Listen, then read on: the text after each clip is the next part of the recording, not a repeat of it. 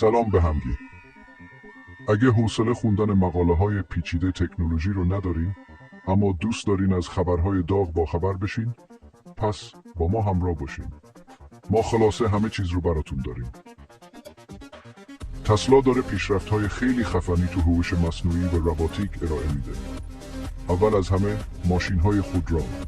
تصور کنین ماشینتون خودش رانندگی کنه و شما راحت بشینین و استراحت کنین.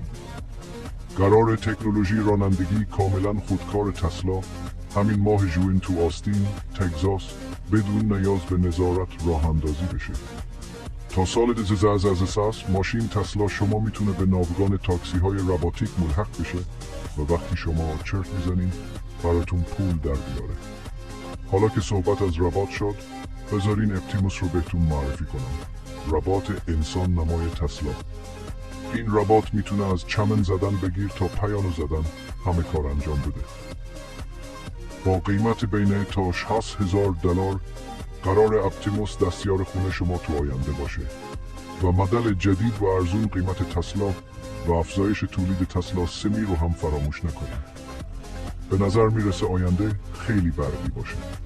برای خبرهای بیشتر تکنولوژی با ما همراه باشید. لایک، اشتراک گذاری و سابسکرایب یادتون نره تا از خلاقیت‌های بعدی باخبر بشین.